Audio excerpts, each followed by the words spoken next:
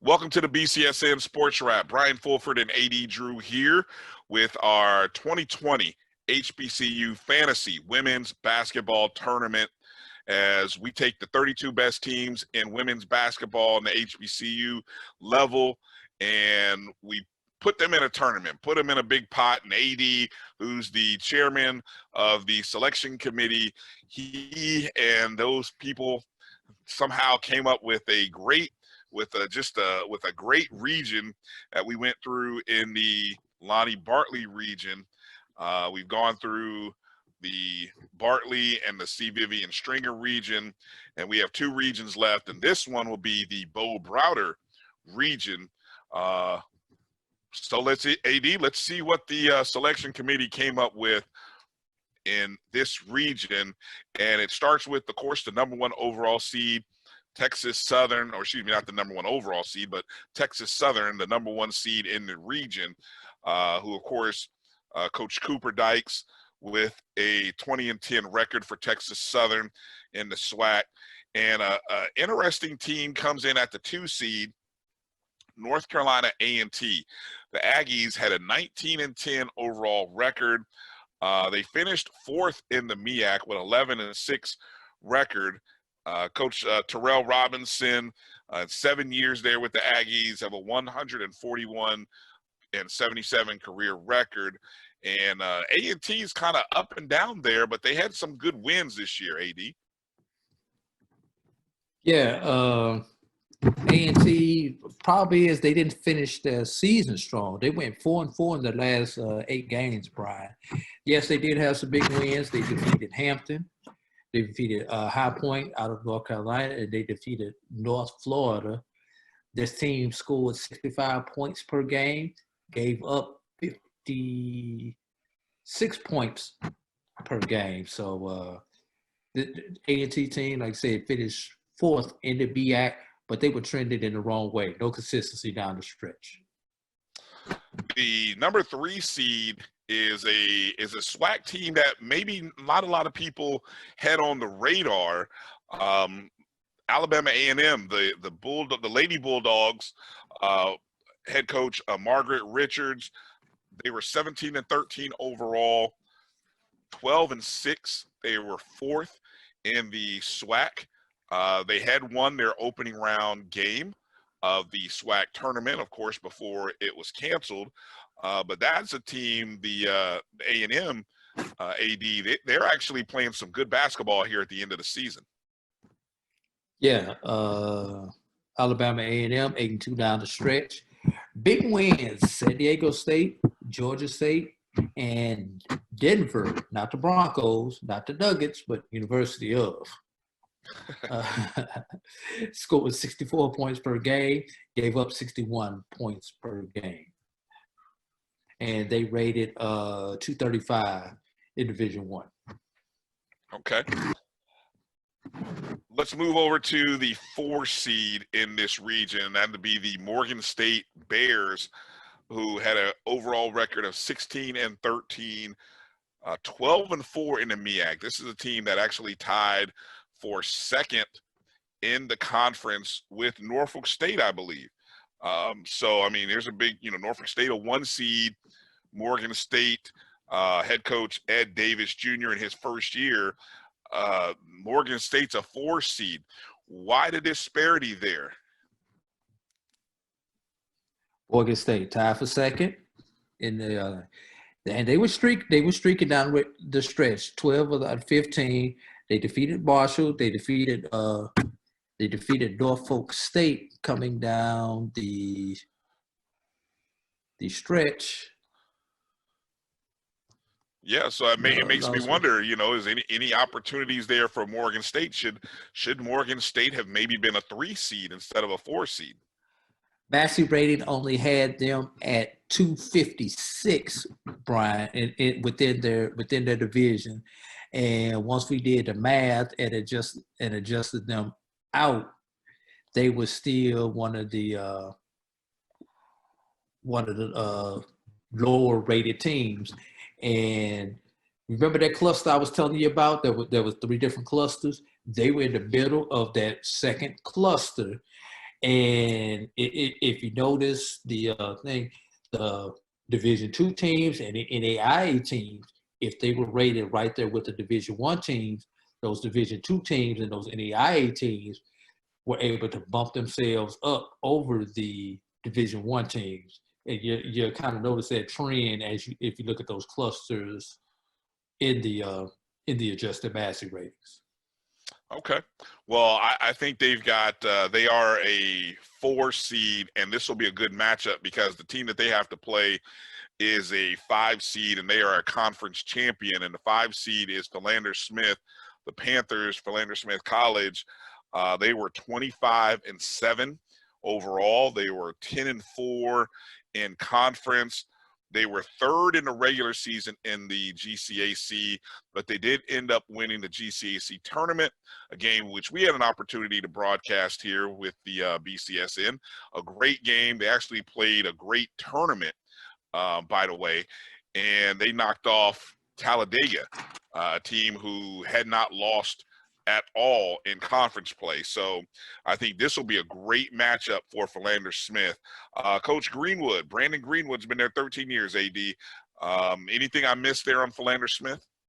5 of the last 6. We know those big wins that they had down the stretch.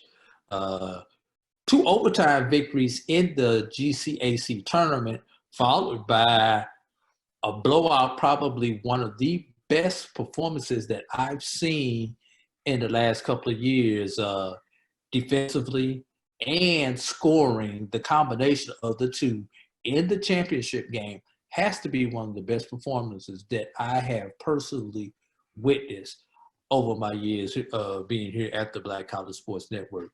They had some big wins against Wiley, Paul Quinn, Edward Waters, and Talladega. One of these teams is already in the tournament. We know Talladega. The other 3, we're waiting to see if they're going to make it into the tournament. They are the second highest rated NAIA team that we have in our tournament, ranking 37 in the NAIA. This team scores 76 points per game, gives up 64 points per game. All right. Again, that is going to be a great matchup, Morgan State versus Philander Smith. And I'm just going to say that's going to be a great game, I think, if it were to happen. Obviously, it's not, but anyway. If that game was to happen on the court, Brian, the way Philander played to end that season, the way they avenged the 2 teams that defeated them in the regular season, I would put my money on Philander to get out this first round if they were playing on the court. Okay, well said. The 6th seed, the Delaware State Hornets of the MEAC, they were 12-18 overall, which may raise some eyebrows, but they were 8-8 in the regular season. They were actually 6th in the MEAC. Coach David Caputo has Delaware State going in the right direction. And I tell you, this is a team that is going to be a favorite in the MEAC next year. They've got some good things happening at Delaware State, and they are going in the right direction. Heck, the end of this season may not have gone the way they wanted, but they're still – Delaware State is a team to keep your eye on in the future. But they get another shot here in our tournament, right, AD? Yes, sir. Yes, sir. This is their best season since 2008, Brian. They had some big wins against Delaware. They beat Central twice. And on the court, you look for teams that play good defense. You look for teams with good scoring margins. D-State scored 71 points a game, gave up 61 points a game. Those are the things that you look for from teams if you're looking at matchups, if these 2 teams were going to match up head-to-head. All right, the 7th seed in this region, the Livingstone Blue Bears. Livingstone College came in under 500, 13-5.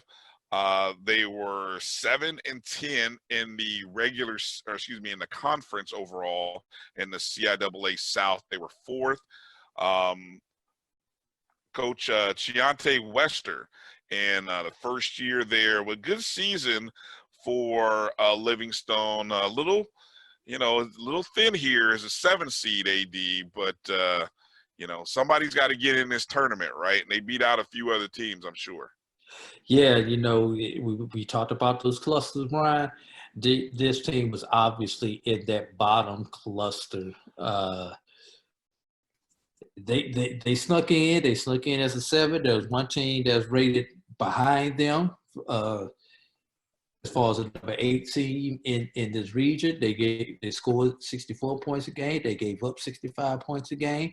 They were only in the 32nd percentile in Division II. With a massive rate that was 211th overall in Division II. So I don't want to say that these you were stretching to put teams in the tournament, but this team was clearly, statistically, was in the bottom third of those clusters that we talked about. Right. And so the 8th seed, it only seems fitting that the selection committee put the namesake in his own region. And so what I'm talking about is Xavier University. Coach Bo Browder, who's been there 21 years, is an 8 seed in the region named after him. This year's team, the Gold Nuggets, were 16 and 17 overall. They were 6 and 8. They actually tied for 4th in the GCAC tournament.